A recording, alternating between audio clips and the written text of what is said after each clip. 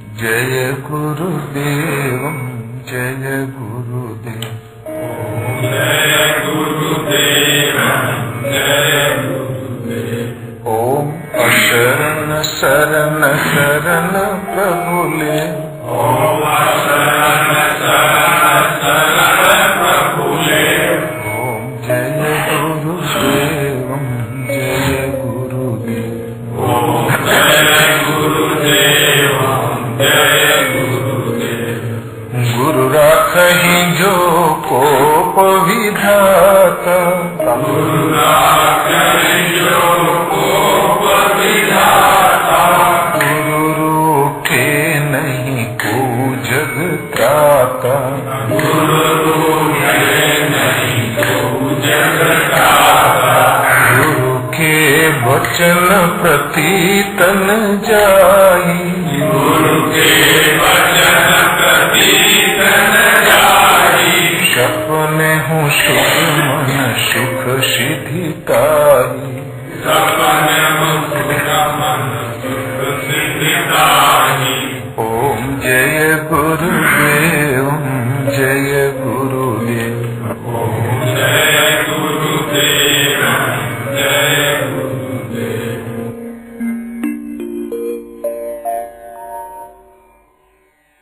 भजन है अब हम दोनों कुल उजियारी। पहले छोटा सा एक भजन है। को सफा न देखा दिल का, रे कोई सफा न देखा दिल का। बिल्ली देखा बकुला देखा, सर्प जो देखा बिल का। ऊपर ऊपर बनी सफेदी, ऊपर ऊपर बनी चिकनाई। भीतर गोला जहर का, रे कोई सफा न देखा दिल का। काजी देखा मौला देखा, पंडित देखा छल का। औरों को वे कुंठ बतावे, आप नरक में सरकारे। कोई सफा न देखा दिल का। पढ़े लिखे कछु वेद शास्त्र, भरल गुमान वरण का।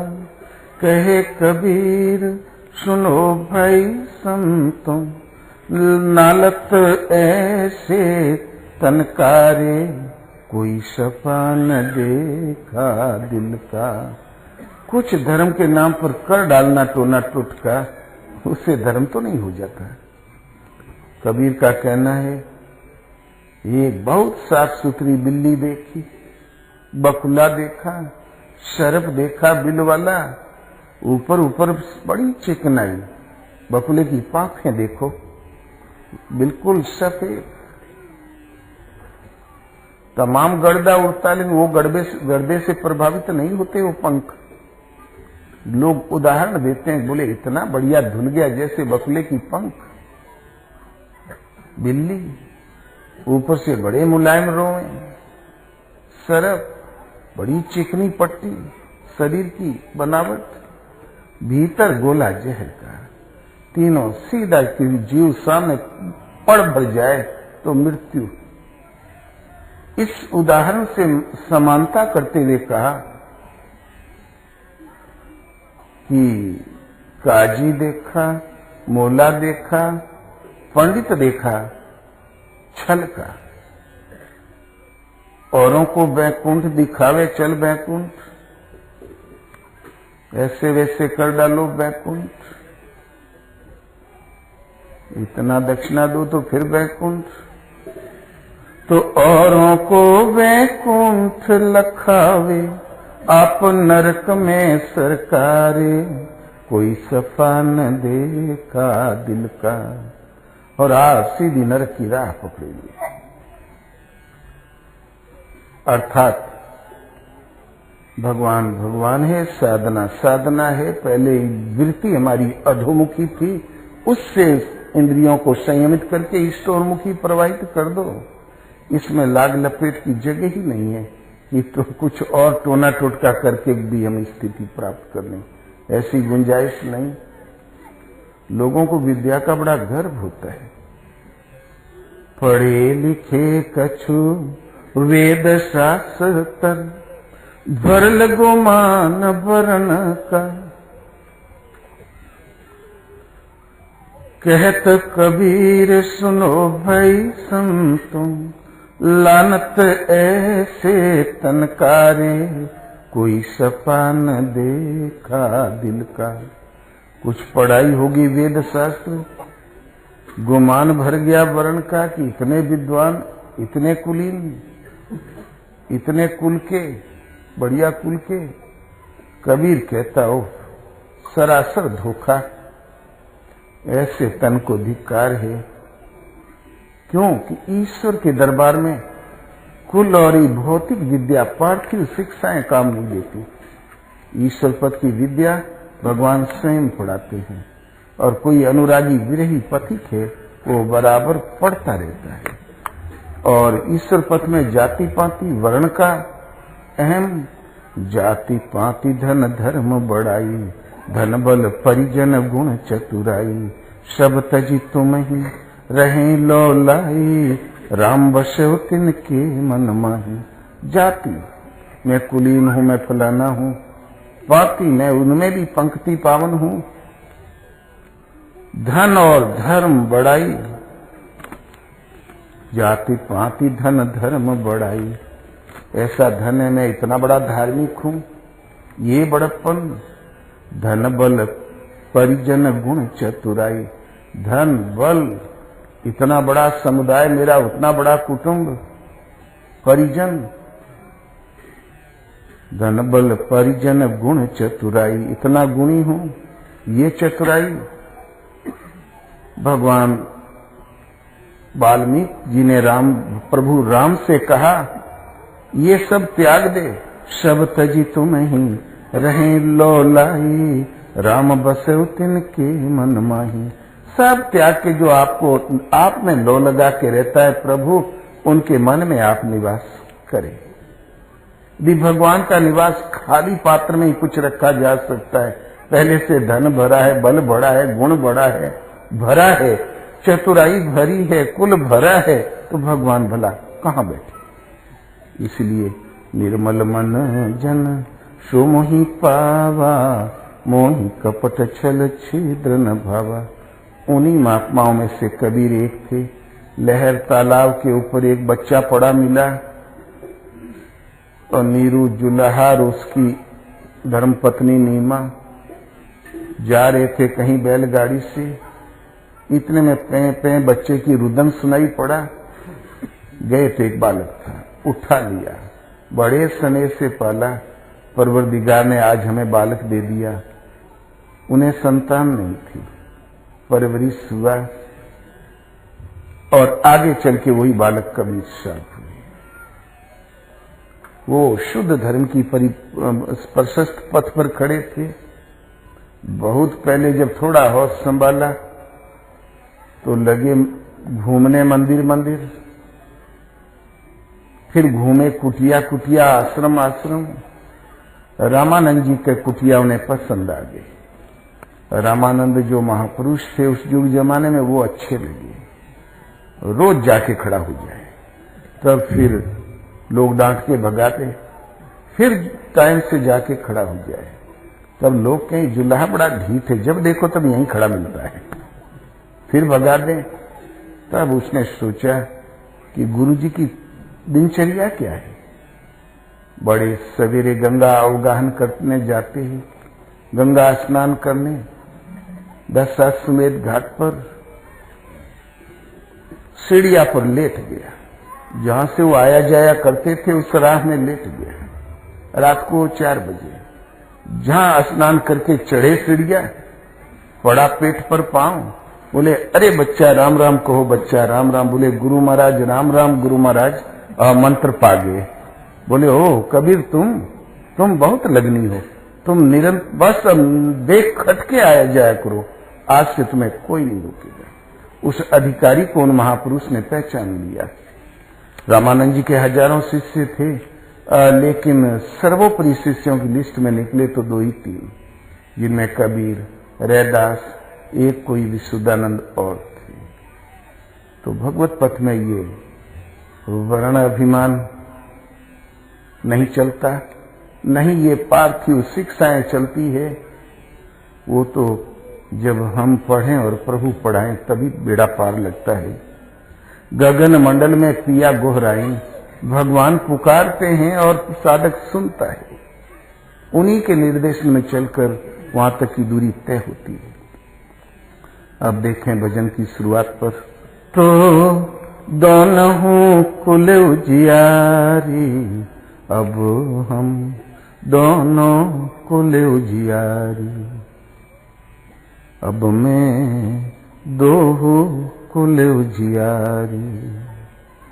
5 तो पुत्र उदर के खाए, ननद खाए गई 4, पास परोसिन गोतिन खाई, तापर बुद्धि में तारी, अब मैं 2 कुल उजियारी, दोनों कुल उजियारी, अब हम 2 कुल उजियारी। 16 खसम नैहर के खाए, 16 खसम नैहर के खाए, भई 32 ससुरारी, धन्य सराहो वाही पुरुष को, जो सरवर करत हमारी, अब हम दोनों कुल उजियारी, अब मैं 2 कुल उजियारी। सास ससुर पाटी में बांधल, भसुरा को गुड़कारी, तब कुल बोरिन सेज बिछावल, सूतल टांग पसारी, अब मैं 2 कुल उजियारी। कहत कबीर सुनो भाई साधु, संतन लेहु विचारी, जो या पद को अर्थ लगावे, उहे पुरुष हम नारी, अब मैं 2 कुल उजियारी, दोनों कुल उजियारी, अब हम दोनों कुल उजियारी। देखा, बच्चों के लिए, पुरुषों के लिए केवल 1 कुल, लड़कों के लिए 1 कुल, पिता और पूर्वजों का नाम रोशन कर दिया, बालक होनहार है। लेकिन कन्या के लिए 2 कुल, पितृ घर और पति का घर। कुछ कन्याएं ऐसी होती दोनों कुलों के लिए यश फैला देती है। इन्हीं यश फैलाने वाली 2 कुल उजियारी माता सीता थी। भगवान राम का वनवास हो गया और जनकपुर में जनक मिलने गए। जनक एक तपस्वी त्यागी भी थे। तो तापस वेश जनक सिय देखी, भयं प्रेम परितोषु विसेखी। जनक ने तापस वेश में सीता को देखा, बड़ा हृदय से प्रेम उमड़ाया और बड़ा परितोष हुआ। संपूर्ण संतुष्टि मिल गई जनक को। जनक जी ने सीता के लिए वर चुना था जो संसार का सर्वोपरि हो। उसके लिए शुल्क रखा था धनुष, वो भी टूटा, सर्वोपरि वर भी मिला। और इतना ही नहीं, फिर बड़ा दहेज दिया। दाइजे अमित न जात कही, दीन विदेह बहोरी। एक बार दे चुके थे, बहोरी माने दोबारे, फिर दोबारे दिया। इतना दहेज कि जिसका वर्णन नहीं कर सकते। आज तक दशरथ को क्यों नहीं दिया? राम जी को ही कब देने वाले थे? उन्होंने अपनी कन्या को दिया था कि सुख से रहे, लेकिन जहां अयोध्या में चरण रखा सीता में, सीता जी ने दूसरे तीसरे दिन हो गया वनवास, और वनवास में जब चित्रकूट में तपस्वी के भेष में साधारण झोंपड़ी में चूल्हा फूंकते हुए जब सीता को देखा, तापस भेष जनक सिय देखी, भयं प्रेम परितोषु विसेखी। जनक को बड़ा प्रेम उमड़ाया हृदय में जनक जी में, और बड़ा परितोष पूर्ण संतुष्टि हो गई। चक्रवर्ती सम्राट की सम्राज्ञी और भिखारिन होगी तो ये खुशी कैसी? क्यों कि जनक खुद एक संत थे। वो जानते थे सृष्टि में जो जीवन है, कोई फुटपाथ पे जी लेता, कोई सिंहासन पर, ये केवल जन्म और मृत्यु के बीच का पड़ाव है। ये सत्य नहीं, सत्य कुछ और है। उस राह पर खड़ी सीता को देखा तो बड़ा परितोष हुआ, बहुत ही संतोष हुआ जनक को, और कहा, पुत्री पुत्री पवित्र किए कुल दो, सुजस धवल जग कह सबको। हे पुत्री, तुमने दोनों कुल को पवित्र कर दिया, तुम्हारा सुयश बहुत उज्जवल है, सब कोई आज यही कह रहे हैं। इसलिए सूर सुजान सुपूत सुलक्षण गणियत गुण गरुआई, और बिनु हरि भजन इंदारुण के फल तजत नहीं करुआई। आज सीता को वही सुलभ था। तो पुत्री पवित्र किए कुल दो, पितृकुल और अपने पति का कुल, दोनों को पवित्र कर दिया तुमने। तो कन्या के कन्या दो कुलों को पवित्र बनाती है, और लेकिन पुत्र रतन केवल एक कुल को। किंतु संतों का कुल कुछ और। बुद्ध जब संत हो गए, महात्मा बुद्ध हो गए, भगवान बुद्ध, तो उनके पिता महाराजा सुदोधन ने 5-6 मंत्रियों को भेजा, भाई मना के लाओ। जो ही मंत्री गया वो भी हो गया साधु। तब महाराजा खुद आए, बोले, भाई हम समझ गए कि आप हो गए संत, आपके लिए सब बराबर हैं, तो हम अलग कहां से हो गए? एक दिन हमारे दरवाजे पर भी आप भिक्षा ग्रहण करें, आवें। भगवान बुद्ध ने कहा, राजन, एक बार हम अवश्य भिक्षा करने आएंगे आपके यहाँ। 4-6 महीना बीत गया। तब भगवान बुद्ध ने कहा, क्यों भिक्षुओं? उस राजा साहब महाराजा का निमंत्रण को तो काफी समय हो गया। बोले, हाँ बनते, क्यों न निपटा दिया जाए? बोले, चले भगवान। कई बहुत से भिक्षुओं के साथ जब बुद्ध चले, जहां सीमा में प्रवेश किया, तो सीमा गार्ड ने दौड़ के बताया, युवराज राजकुमार सीमा में प्रवेश कर चुके हैं, अब उस बगीचा में है, अब उस गांव में है। लगा नगर सजने, महल सज गया, गेट सज गया, झंडियां बंध गई। 200 करीब कुंवारी कन्याएं मांगलिक कलश लेकर खड़ी थी, लाइन से पंक्तिबद्ध।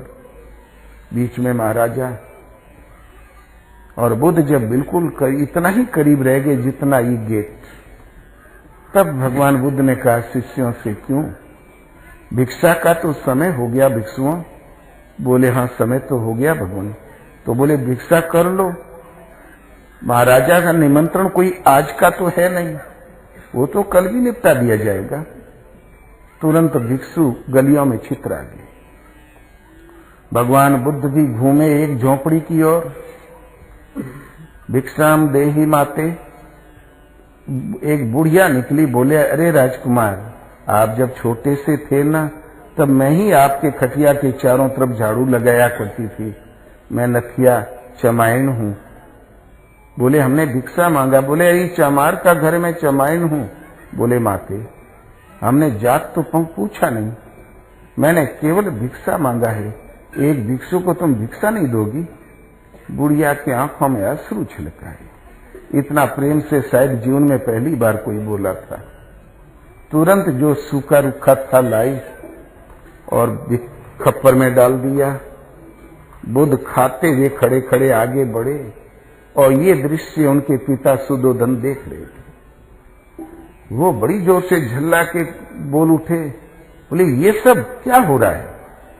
भगवान बुद्ध ने बड़ी शांति से उत्तर दिया, राजन ये अपने कुल परंपरा का पालन हो रहा है। तो राजा बोले कौन सा कुल? तुम्हारा कुल तो हम हैं, हमारे घर में तो ऐसा कभी हुआ नहीं। बोले नहीं राजन, शरीर तो कहीं न कहीं जन्म लेता है।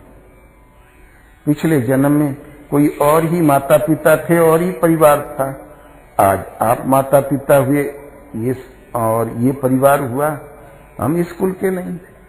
ये तो जब तक अंतिम संस्कार शेष नहीं हो जाएगा तब तक मिलना ही है माता पिता कुल परिवार। हम परमहंसों के कुल के हैं, तथागत जीवन मुक्त महापुरुषों के वंश के हैं। हमारे कुल की राजन यही परंपरा है, गरीब अमीर सबसे भिक्षा लो, उनके दुख सुख की इस अवस्थाओं का अध्ययन करो और जिस श्रेणी में वो जिस गहराई पर वो है वहीं से उनका उत्थान करो, उनका मार्गदर्शन करो। हमारे कुल की यही परंपरा रही है। क्यों? इस संतों का स्वरूप यही है कि हेतु रहित जग जुग उपकारी, तुम्हारे सेवक असुरारी। किसी प्रयोजन के बिना निस्वार्थ कोई संसार में उपकारी है तो भगवान एक तो स्वयं आप और एक आपके अंतरंग भक्त सेवक। वो सिर पकड़ के सुदोधन बैठ गए, सोचा आ रहा है तो फुसला के राजमुकुट उसके सिर पे रखेंगे और हम छुट्टी पाएंगे बुढ़ोती में। तो ये तो चमरोटी में भोजन करने लगा, गई भैंस पानी में। किंतु भगवान बुद्ध ने अपना कुल बताया, हम तथागत तत्वदर्शी महापुरुष परमहंसों के वंश के हैं राजन, हमारे वंश की वही परंपरा है। एक जन्म ये शरीर का माता पिता से, दूसरा एक शरीर है महापुरुष सदगुरु के द्वारा जो स्वरूप प्राप्त होता है, वही आदि शंकराचार्य ने कहा वही जन्म सराहनीय है जिसके पीछे मृत्यु न हो, और वही मृत्यु सराहनीय है जिसका पुनर्जन्म न हो। और उस सहज स्वरूप की प्राप्ति का कुल सदगुरुओं का दरबार। तो अब हम दो कुल उजियारी, अब मैं दो कुल उजियारी। भगवत पथ में दो कुल चलते हैं, निर्गुण उपासक सगुण उपासक। किंतु ये दो उपासना नहीं है। अगुणय रूप अलख अज सोई, भक्त प्रेम बस सगुण सोई। अलख जो लखने में नहीं आता, अरूप है, अमूर्त है, अजन्मा है, भक्त के प्रेम से विवश होकर वो सगुण हो जाता है। तो जब वो आत्मा से रति होकर मार्गदर्शन करता है, उन्हीं के संरक्षण में चलकर जब साधक उन्हें प्राप्त करता है तो जानत तुम्हें हो जाए, उसी भाव को प्राप्त हो जाता है। तब निर्गुण एक स्थिति है। साधना जब चलती है तो सगुण से। दूसरी बात, भजन शरीर नहीं करता। तो हाँ, निर्गुण तो दो ही कुल हैं, एक तो सगुण उपासक, दूसरे निर्गुण उपासक। कबीर कहता दोनों अलग अलग नहीं है, दोनों एक ही है। साधना सदैव सगुण से आरंभ होती है और जब स्थिति मिलती है तो गुणातीत में निर्गुण एक रहनी, निर्गुण एक स्थिति। आज दोनों कुल मुझ में प्रकाशित है, मैं उनसे प्रतिबिंबित हूं। अब हम दो कुल उजियारी। दूसरी बात, भजन शरीर नहीं करता। शरीर तो एक मकान है, शरीर जड़ है, क्या खाक भजन करेगा। जब कभी आपसे या माताओं से भजन पार लगा है तो इष्टोन्मुखी लगन जागृत हो गई। जिस घट में वो लौ जागृत हो गई उसने भजन करवा लिया। तो लौ रूपी लड़की, इष्टोन्मुखी प्रवृत्ति, नारी संज्ञा है। ये इष्टोन्मुखी प्रवृत्ति, लौ रूपी लड़की, जहां लगन जागृत हुई तो भजन करवा लेगी। ये नारी संज्ञा है, ये जागृत नहीं तो फिर कितना भी आंख मूंदो। भगवान कृष्ण कहते हैं जटा रखावत मूड़ मुड़ावत अंग लपेटत छारा, अवधू भजन भेद कछु न्यारा। कामाला मुद्रा की फेरे का चंदन घिसे लिलारा। माला फेरने से, चंदन घिसने से, मूड़ मुड़ाने से, विभूति पोतने से नहीं, भजन का भेद कुछ और। वो भेद जहां जागृत हो गया, इष्टोन्मुखी लगन जागृत हो गई, तो 9 रूपी लड़की फिर संसार में ऐसा कुछ भी नहीं है कि भगवान की राह से उसे विचलित कर दे। माता मीरा को लगन जग गई। जहर का प्याला, शूली की सैया, देश निकाला, लेकिन मीरा को उस लक्ष्य से विचलित नहीं कर पाई। ध्रुव को बहुत मनाया। ध्रुव जब 5 साल की उम्र में घर से निकला तो ध्रुव के पिता के यहां 2 रानियां थी। एक छोटी रानी, छोटी माता, और ध्रुव की माता। जब छोटी रानी आ गई तो राजा साहब वहीं पहुंच लाया करें। प्राय राजघरानों में ये कमजोरी सुनने में आई है। दशरथ भी छोटी रानी के उठाने से उठे, बैठाने से बैठे, एक दिन गोड़ भी छुअत रहे। न विश्वास हो तो ब्याह करके देख लो ना, पता चल जाएगा आटा दाल खा। तो ध्रुव की छोटी माता, वो ध्रुव जब आगे बढ़ा तो गोद से उतार दिया। पिता की गोद में बैठना था तो मेरी कोख से जन्म लेना चाहिए था। बोले माता जी, इसमें मेरा क्या दोष है? मैं भला क्या करूं जो पिता की गोद में बैठ सकूं? बोले अब तो एक ही उपाय है, भगवान का भजन कर तो तू उस लायक शायद हो जाए। निकल पड़ा ध्रुव। जब राजा को पता चला तो तुरंत भेजा मंत्रियों को, कह दो ध्रुव को ले आओ, उससे कह दो अब तक माँ बेटे को 1 सेर आटा मिलता था रोज खाने के लिए, आज से बेटा 2 सेर मिलेगा। ध्रुव बोले अरे हमने तो भजन ही नहीं किया, मैं केवल भगवान की राह में चला भर हूं आगे, अभी भजन तो कायदे से हमने शुरू ही नहीं किया। केवल उस राह में 10 कदम रखने का ये परिणाम कि जिन प्रभु कीन शेर से दूना, ताके भवन कुछ नहीं सुना। केवल 4 कदम रखने का ये परिणाम, शेर को 2 शेर कर दिया भगवान ने, तो अब मैं भगवान को उसके घर में निस्संदेह कुछ भी अभाव नहीं है, मैं अब प्राप्त करके ही लौटूंगा। और भी उसकी श्रद्धा पुष्ट हो गई, लो लग गई। बहुत मनोने आए, जंगल में बहुत शेर चीतों का भय आया, लेकिन ध्रुव हो गए। प्रहलाद को तेल के कड़ाह में ले गए, समुद्र में ले गए, हाथियों से कुचलवाया, नहीं लगन कमजोर पड़ी, न भगवान का योग क्षेम कमजोर पड़ा। एक दिन प्रहलाद हो गए।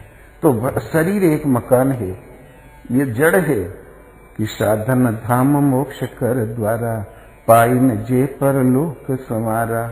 बड़े भाग्य मानस तन पावा, सुर दुर्लभ सद ग्रंथ निगावा। ये देव दुर्लभ है। ये मानव तन में क्या विशेषता है? खाना पीना जीना मरना तो हर शरीर में, संसार में, इसमें क्या खासियत? ये साधन धाम। कौन सा साधन?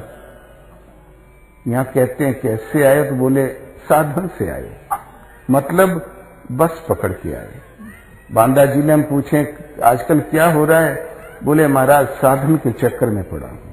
साधन माने आटा भाटा जुटाना, भोजन का जुगाड़ लगाना, न बस पकड़ना न भोजन का जुगाड़।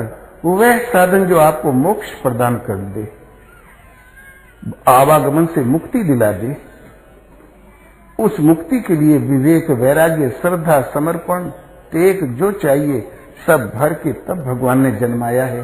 तो साधन धाम मोक्ष कर द्वारा, पाइन जे पर लोक संवारा। सो परत्र दुख पावे, सिर धुनि धुनि पछताए। कालहि कर्म ही ईश्वर ही, मिथ्या दोष लगाई। ऐसे दुर्लभ तन को पाकर निजी परलोक नहीं संवार लेता, वो जन्मांतरों में दुख पाता है। काल, कर्म और ईश्वर को व्यर्थ दोष लेता है। मानव शरीर उपलब्ध है, अपना ही निजी परलोक नहीं संवारता, तो न ईश्वर का दोष है न काल कर्म का, सब दोष हमारा। इसलिए साधन धाम माने निवास, आपका घर। भला जड़ शरीर कौन भजन कैसे करेगा? भजन जब भी पार लगा तो इष्टोन्मुखी प्रवृत्ति जागृत होगी, जिसकी लो लग गई। लो रूपी लड़की लो इतनी उन्नत हो गई कि अब मैं दो हूं खुले उजियारी। अब और तब में पूर्व पश्चिम का अंतर है। जैसे खेत के मेड़ पर थोड़ा सा किसी ने ज्यादा जोत लिया, तू मैं हो गया, लड़कों ने लाठी चला दिया, मुकदमा चल गया, हाई कोर्ट चला गया और रस पकड़ा तो सुप्रीम कोर्ट की आवाजाही होने लगी। किसी तरीके से 2 बीघा बेच के और अनुकूल पासा पड़ गया। अब कहीं जान में जान आई। जब आंखें तान तान के जो डंडा चलाते रहे तब नहीं, अब जब रिजल्ट निकल आया। ऐसे ही कभी कभी कन्या की शादी में 2-3 साल खींच देना होता है आजकल। ढूंढते ढूंढते समय नहीं लग जाता है। किसी तरीके से 4 बिस्वा हटा के हाथ पीले करते बन गया। अब कहीं जान में जान आई। अब सब कार्य की पूर्ति का द्योतक है। अब एक ऐसी स्थिति है मुझे देखने को मिली, दोनों कुल निर्गुण कहलाने वाला अविनाशी व्याप्त ब्रह्म, सगुण कहलाने वाले दयालु परमात्मा, दोनों कुल मुझ में प्रकाशित है। दोनों का प्रकाश मुझ में एक साथ विद्यमान है। अब हम दो हूं कुल उजियारी। तो आज क्या विशेषता आ गई जो दोनों कुल आपके लिए सुलभ हो गए? तो 5 तो पुत्र उदर के खाए, ननद खाय गई 4। 5 पुत्र उदर की। क्षितिजल पावक गगन समीरा, पंच रचित यति अधमो शरीरा। क्षितिजल पावक गगन और समीर 5 महाभूत है। इन 5 भूतों से निर्मित ही आपका अधम शरीर है। सच पूछो तो विधाता की सृष्टि उसी की संरचना है। ये उदर के कारण, बार बार जन्म और फिर पेट पोषण के यही कारण है। ये शरीर के उदर के होने के कारण इन 5 तत्वों को हमने इनकी चाल को हमने शांत कर दिया। उदर के खाए। अब ये मुझे आवागमन में नहीं डाल सकेंगे, शरीर का निर्माण नहीं कर सकेंगे। शरीर के होने के कारण है इनको हमने साधना की ऐसी स्थिति आई कि ये 5 तत्व में लीन हो गए और ननद खाई गई 4। ईश्वर पथ में भजन एक ही नाम को 4 श्रेणियों से जपा जाता है। नाम रूप लीला धाम साधना के कई अंग है, किंतु प्रमुख अंग है नाम। नाम से ही साधना की जागृति और नाम ही परिणाम दे के शांत होता है, बीच में कहीं विराम नहीं। एक ही नाम को 4 श्रेणियों से जपा जाता है। वेखरी, मध्यमा, पसंती और परा। वेखरी उसे कहते हैं कि व्यक्त हो जाए। इस ढंग से जाप करो, ओम ओम राम राम सबको सुनाई पड़े। व्यक्त होता है इसलिए वेखरी। खूब लो लगा के जाप करो। जब अभ्यास थोड़ा सूक्ष्म हुआ, मन में और टिकने की क्षमता आई तो मध्यमा। मध्यम माने धीमे, आहिस्ते आहिस्ते। ये उच्चारण कंठ से होता है। हल्का सा जीभ का सहारा दो, करो उच्चारण। इस ढंग से करो कि आपको सुनाई पड़े। पास में कोई बैठा हो तो उसको न सुनाई पड़े, किंतु उच्चारण अवश्य करो और सुनो भी। ये मध्यमा वाणी का जाप है। 24 घंटे बेखरी से जप, और यदि 5 मिनट ही मध्यमा से जपने की क्षमता आ गई तो बराबरी कर लेगा। तीसरी वाणी होती है, नाम वही है, केवल चिंतन के तरीके में परिवर्तन। पश्यंती, पश्य माने देखना। इस पश्यंती वाणी का जाप का उतार चढ़ाव श्वास पर है। अब मन को दृष्टा बनाकर खड़ा कर दो। देखा भर करे कि श्वास कब अंदर गई और कब लौट के आई। 2, 3, 4 बार देखो, कब गई, कब लौट के आई, कितनी रुकी, फिर कब गई, फिर कब लौट के आई। 2, 4 बार जहां मन भली प्रकार खड़ा होकर देखने लगे, तब आहिस्ते से चिंतन से नाम ढाल दो। श्वास आई तो ओम, गई तो ओम, ओहम ओम।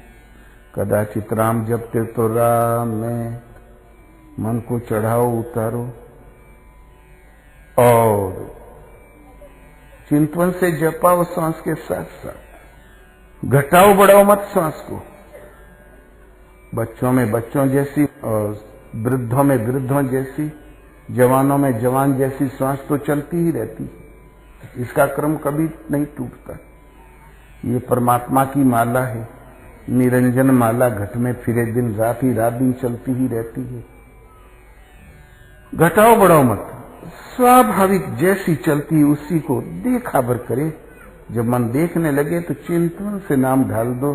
श्वास आई तो ओम, लौट के आई तो ओम। कुछ दिन ढालना पड़ेगा, फिर श्वास में ढला ढलाया नाम जागृत हो जाएगा। महापुरुष गुरु महाराज का कहना था, श्वास सिवाय नाम छोड़ के और कुछ कहती ही नहीं। केवल मन को सब ओर से समेट कर उसमें लगा भर दो, सुना भर करे, देखा भर करे। जहां श्वास में नाम ढला ढलाया मिला, जागृत हुआ, ता फिर पश्यंती, पश्य माने देखो। श्वास को श्वास आई और कब और गई कब और कहा क्या, जब ये देखने की क्षमता आ जाती है, श्वास में प्रसुप्त नाम जब जागृत हो जाता है, पश्यंती वाणी का जाप है। और पश्यंती की परिपक्व अवस्था काल और परा के प्रवेश काल में जपे न जपावे अपने से आवे। न तो मन को जपने के लिए बाध्य करो और नहीं जपो। एक बार सूरत लग गई तो एकदम डोरी लग गई, लो लग गई, ओम ओम धुनी प्रवाहित हो गई। आज मन और सहज मन लगने लग जाएगा। मन का धरातल यही हो जाएगा। आज मन का धरातल है वासनाओं की ओर भागना, किंतु वेखरी, मध्यमा, पसंती और परा का जहां प्रवेश मिल गया तो मन की दुनिया वही हो जाएगा, मन का टेस्ट वही हो जाएगा। एक बार सूरत लग गई तो लो लग गई, श्वास एकदम बांस की तरह खड़ी हो गई, तेल धारावत। ये पश्यंती और परा वाणी का जाप है। इसका नाम है अजपा। अजप अर्थात न जप। हम न जपें और जाप हमारा साथ न छोड़े। एक बार लो लग गई तो लग गई, अजपा। इसी अजपा का ही दूसरा नाम है परावाणी। प्रकृति पार प्रभु सब उर्वासी, भगवान प्रकृति से परे है, वो पर पुरुष है, परम तत्व है। उस परम में प्रवेश दिला देने वाली वाणी, इसलिए इसका नाम है परावाणी। अब उस परम तत्व परमात्मा को प्राप्त करने के लिए वाणी में कोई परिवर्तन नहीं लाना पड़ेगा। ये कर्मोन्नत एक ही नाम की 4 श्रेणियां है। और परावाणी की परिपक्व अवस्था काल में जप मरे, अजपा मरे, अनहद हूं मरी जाए, सूरत समानी शब्द में ताही काल ना खाए। जप आवश्यक है। मरे का अर्थ नहीं कि हम शुरू ही न करें। था क्या जो मर गया, जब कुछ है ही नहीं तो मरेगा क्या। आवश्यक है, अनिवार्य है। किंतु अजपा की जागृति के साथ जप अजपा में परिवर्तित हो गया तो जप मरे, अजपा मरे कब, जब अनहद की पकड़ा जाए। अनहद हूं मरी जाए, वो कब, सूरत समानी शब्द में ताही काल ना खाए। सूरत मन की दृष्टि का नाम है। जब शब्द में समा गई, श्वास में उठने वाला जो शब्द है उसमें समा गई, चित्त का निज स्वरूप शून्य हो गया, शब्द मात्र रह गया, तत्ता ही काल ना खाए। उस समय उस तत्सम काल से परे जो अकाल पुरुष जो परमात्मा है, आप में दृष्टि बनकर खड़े हो जाएंगे सामने स्वयं।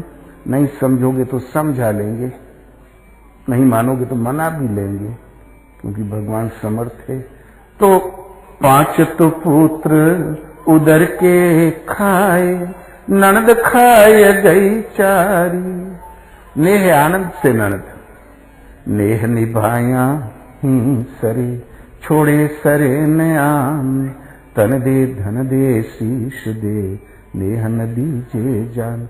नेह माने स्नेह, स्नेह का निर्वाह करने पर ही सरे अर्थात आपकी कार्य सिद्धि होगी, आपको सफलता मिलेगी। छोड़े सरे न आन, स्नेह को छोड़ देने से कभी सफलता नहीं मिलेगी। ना सरे न आन, न किसी अन्य विधि से प्राप्ति होगी। इसलिए स्नेह का निर्वाह तो करना ही पड़ेगा। तन देना पड़े, धन देना पड़े, मन देना पड़े तो दे डालो। इतने में भी ये सौदा पड़ जाता तो महंगा नहीं है। किंतु नेह न दीजिए जान, स्नेह को मत जाने दो। इसका निर्वाह करने पर भी मुक्ति संभव। हरि व्यापक पर वो संदेह हो गया लोगों को, भगवान कहाँ मिलेंगे। देवताओं ने कहा वैकुंठ चलो, किसी ने कहा क्षीर सागर चलो। ते ही समाज गिरजा में रहूं, अवसर पाई बचन एक कहूं। हरि व्यापक सर्वत्र समाना, प्रेम ते प्रगट हूं मैं जाना। शंकर जी को अवसर ही नहीं मिल रहा था बोलने का। जहां अवसर मिला वचन एक कहूं।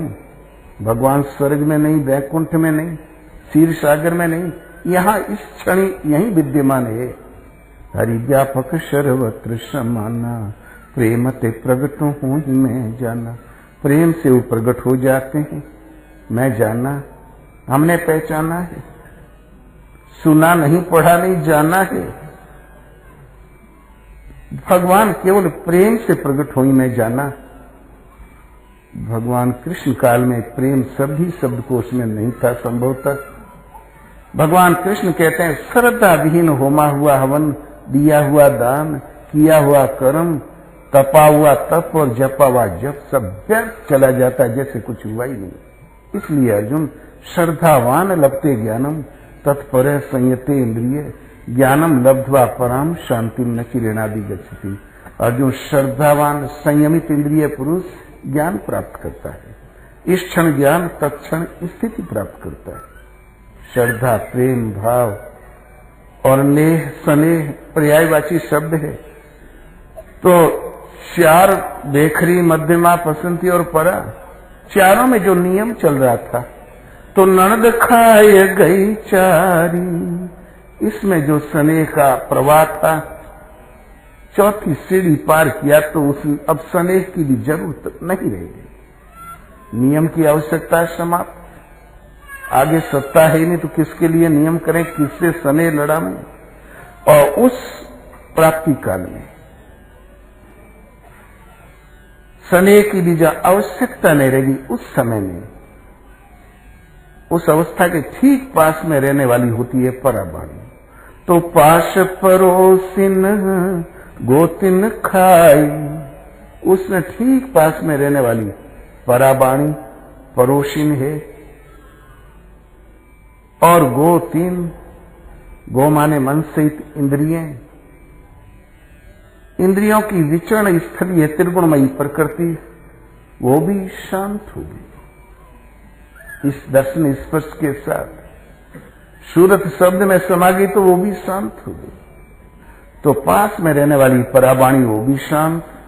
और गो तीन, गो माने मन से इंद्रियों की विचरण स्थली त्रिगुणमयी प्रकृति, वो भी उदरस्थ हो गई। उस अवस्था में वो भी विलीन हो गई। तो पाश पड़ोसिन गोतिन खाई, तापर बुद्धि में तारी, अब हम दोहों कुल उजियारी। इसके ऊपर, इसके साथ ही बुद्धि जो सबको धारण करने वाली है, इसलिए माँ है, बुद्धि रूपी मातारी, उसको भी खा दिया। स्थित प्रज्ञा प्रतिष्ठिता, बुद्धि स्थिर हो गई, स्वरूप में प्रतिष्ठित हो गई।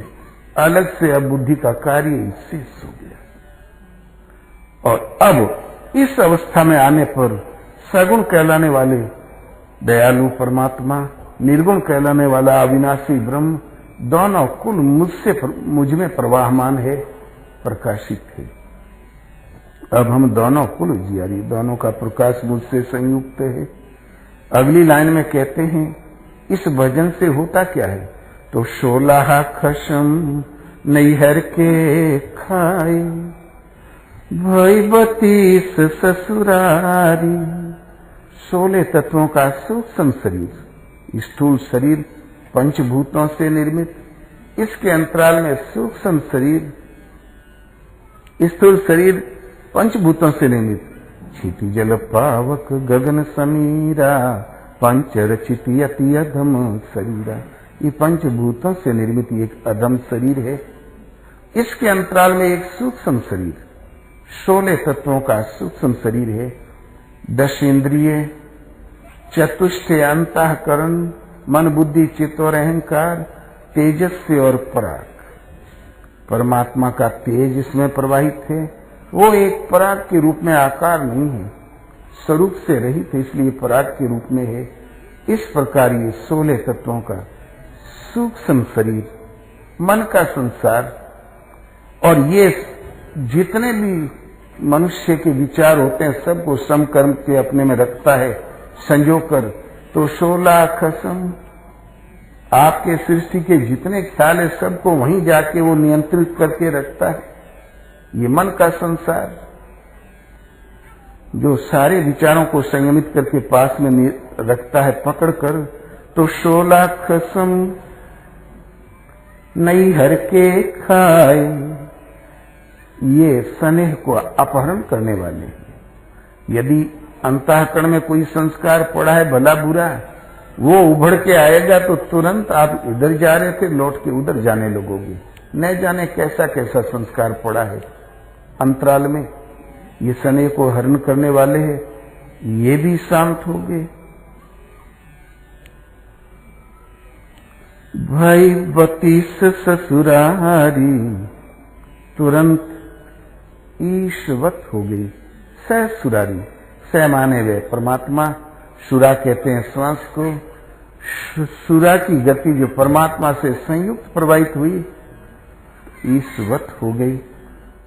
पहले स्थूल शरीर से पिंड छूटा और अब सूक्ष्म शरीर से भी छूट गया। और आगे कहते हैं 16 कसम नैहर के खाए, स्नेह को हरने वाले 16 तत्वों का सूक्ष्म शरीर, अंतर जगत, ये इनमें पता नहीं इस सारे सृष्टि के ख्यालों को अपने में समेट कर रखते हैं। कब किस संस्कार का नंबर उद्वेलित हो जाए, जहां कहीं विजातीय उद्वेलित हुआ तो आपका जो स्नेह लगी है न डोरी, उसको घसीट के ये भी दबा देते हैं। स्नेह को अपहरण करने वाले इनको खा गए। तब भई 32 ससुरारी, ईशवत हो गई। सह माने परमात्मा में जब सुरा का सूरत का संचार हुआ तो ईश्वत। धन्य सराहो वाही पुरुष को, जो सर्वर करत हमारी, अब मैं दो हूं कुल उजियारी। ये बड़ी महत्वपूर्ण अवस्था, भला ईश्वत हो जाना। मैं उस पुरुष को धन्य सराहना करता हूं। वो पुरुष धन्य है, कृतार्थ है, मैं उसकी सराहना करता हूं जो सर्वरी करत हमारी, जो हमारी बराबरी करे, हमारे लेवल में आके खड़ा हो जाए, इस साधना से चले, स्थिति पाए। अगली लाइन में कहते हैं भगवत पथ में रुकावट है। श्वास का भजन तो सभी चाहते हैं किंतु लगता नहीं, इस पर कहते हैं सास ससुर पाती में बांधल, भसुरा को गुड़तारी। एक तो सास सबको मिली है और बाकी नहीं मिली, उनकी वेटिंग लिस्ट में होंगी कहीं न कहीं, किंतु ईश्वर पत्नी श्वास ही सास से भले बुरे अनंत योनियों का जो संबंध है जीवों का, उस श्वास में सब विद्यमान संबंध जोड़ती ही रहती है। यही प्रकृति में भ्रमण करने वाली श्वास, स माने वह परमात्मा, परमात्मा से संयुक्त श्वास। सभी चाहते हैं कि संयुक्त हो जाए, होती नहीं। चाहते सभी 10 मिनट भजन, 1 घंटा भजन में बैठो तो शायद जिस मन को बैठना चाहिए वो 10 ही मिनट बैठ पाएगा। अभ्यास तगड़ा हो गया तो आधा घंटा, कभी कभी, किंतु एक इस तरह तो ऐसी, मन तो वायु से तेज चलने वाला है। इस संकल्पों का वेग शांत करके श्वास में सूरत कैसे प्रवाहित हुई, उसका उपाय बताते हैं।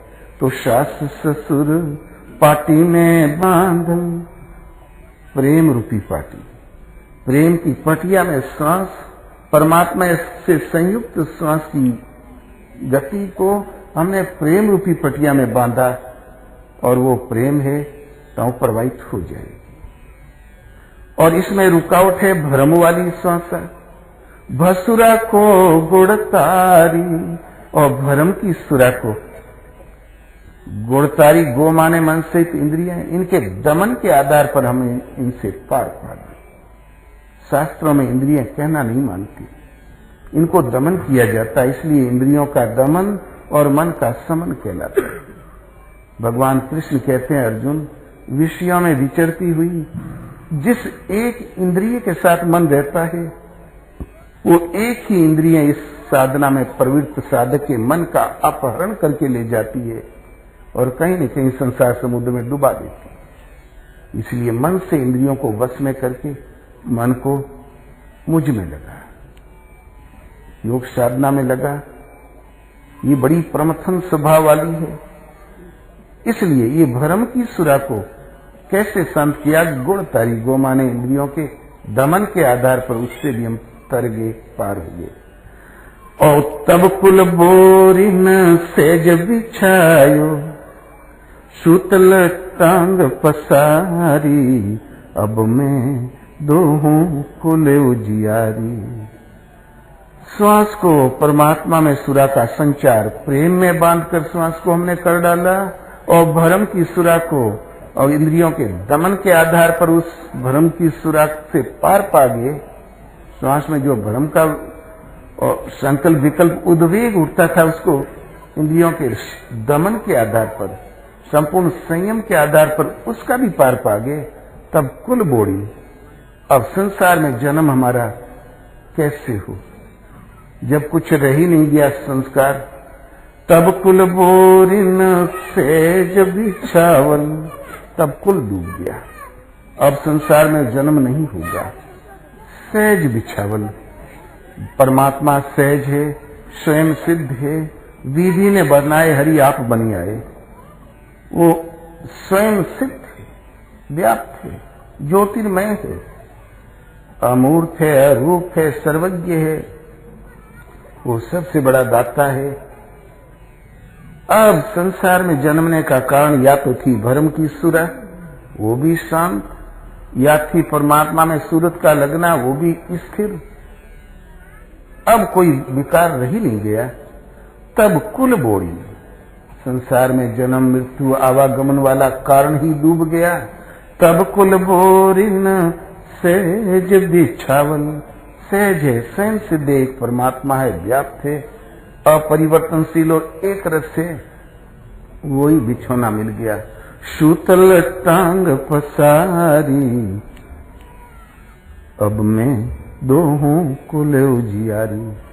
टांग पसार के सोने लगी, सूरत स्थिर हो गई। अब आगे भजन करके जाए कहां। ये जीव जब से जीव नाम पड़ा कभी नहीं सोया। जब से जीव हरि से बिल गान्यो, तब से देह गेह निज जान्यो। माया वश स्वरूप बिसरायो, ता भ्रमते दारुण दुख पायो। जब से जीव हरि से अलग नाम पड़ा, माया से आक्रांत होकर स्वरूप को भूल गया, कभी चैन से नहीं रहा। इस योनि से इस योनि, चैन कहाँ।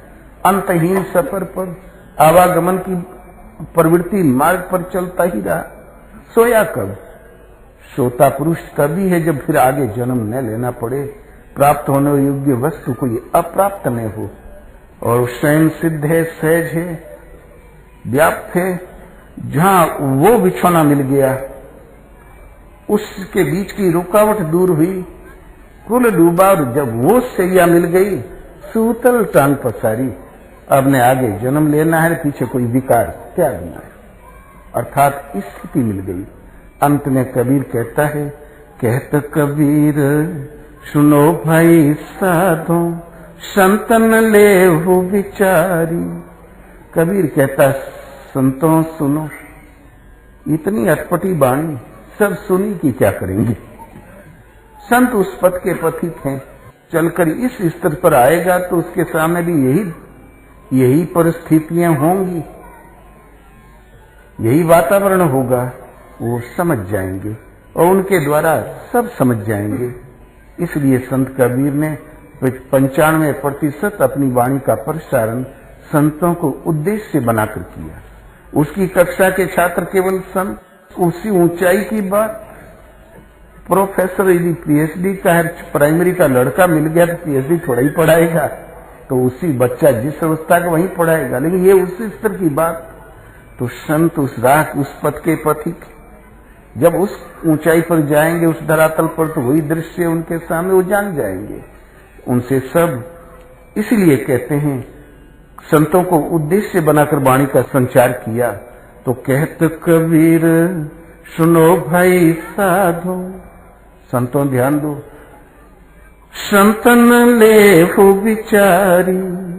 संतों, ये जो पद में जो व्यवस्था दी गई इसको विचार लो। जो ये पद का अर्थ लगावे, पहले पंचभूतों का निरोध, कर्मागत वेखरी मध्यमा पसंती और परा का भी निरोध, पास में रहने वाली परावाणी भी लक्ष्य का बोध करा के शांत बुद्धि पर स्थिर, 16 तत्वों का सूक्ष्म शरीर शांत ईश्वत स्थिति, श्वास को परमात्मा में प्रवाहित किया, प्रेम की पाठी में बांध के भरम की सुरा का अंत किया, इंद्रियों के संयम के दमन के आधार पर कुल डूबा, सहज स्थिति मिली। इसमें जो पद में जो स्थितियां बताई गई है, संतों इस पर विचार कर लो। जो यह पद को अर्थ लगावे, इस पद में बताई हुई जो व्यवस्थित स्थितियां हैं, उस अर्थ को, उस आशय को अपने में धारण कर ले। वह पुरुष हम नारी, अब मैं दो कुल उजियारी। वो पुरुष है, वो परु पुरुष है, वो पुरुष स्वरूप को प्राप्त है। आप पुरुष और स्त्रियां नारी, ये तो सामाजिक व्यवस्था है। पुरुष की परिभाषा शास्त्रों में आत्मा ही पुरुष स्वरूप है, अमल है, अविनाशी है। एक समय भरत याज्ञवल्क्य के ऋषि 2 अपनी भार्याओं को आधा आधा धन देके चले गए भजन करने। 2 किलोमीटर गए जंगल में, तो एक स्त्री पीछे चली आ रही थी। बोले तुम कहाँ? बोले विप्रवर, ये जो धन आपने दिया है इससे हमारा मोक्ष हो जाएगा।